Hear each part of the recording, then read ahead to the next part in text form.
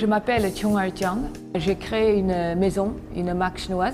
Depuis des années, notre mission, c'est de retrouver les artisanats traditionnels en Chine et à travers les créations contemporaines et qu'on essaie de faire revivre toutes ces traditions. On a toute une équipe qui fait les recherches pour retrouver les artisans, les workshops, les ateliers, etc.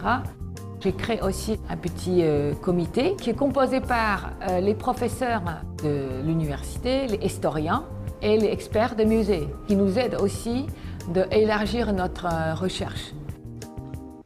L'artisan doit adapter son savoir-faire à une nouvelle notion de la vie d'aujourd'hui. Donc ça, c'est le challenge. Mais moi, je ne pense pas que c'est une difficulté parce que tout est là, la main est là, les savoir-faire sont là. C'est une communication cœur à cœur. Quand on partage les mêmes rêves, les artisans, ils sont très enthousiastes de voir les jeunes qui sont prêts à investir, de retrouver les inspirations dans le passé et de les retraduire à la modernité.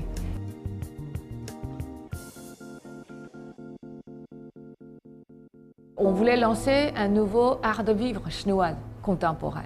Pour un art de vivre, seulement vêtements n'est pas assez, seulement mobilier ne peut pas représenter, donc on a lancé une gamme assez large. Mais ils sont tous liés avec le concept du thé.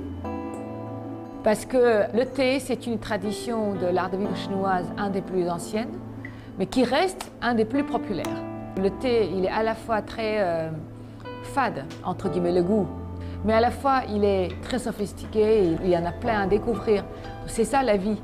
Et donc, toutes ces catégories d'offres sont construites autour du thé. On a plein d'offres qui ne sont pas coûteuses. Justement, la culture est démocratique. On est en train de partager notre culture. Culture n'a pas de prix. Donc chacun peut trouver son bonheur avec 35 € ou 50 € ou avec 50 000 €.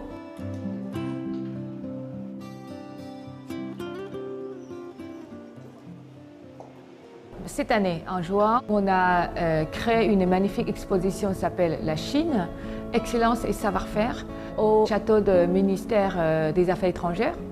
Et à Paris, à partir de février cette année, au musée des Arts Déco, ils organisaient une exposition qui s'appelle De la Chine aux arts décoratifs.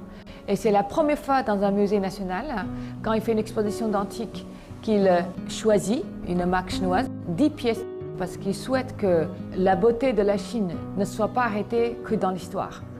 On a plein d'activités culturelles. Justement, la culture, il faut qu'on le goûte. Une fois on a goûté, on l'aime, on n'aime pas, on comprend pas, c'est pas grave. L'important, c'est de goûter, de découvrir. Et puis petit à petit, dans le temps, ça peut créer une force.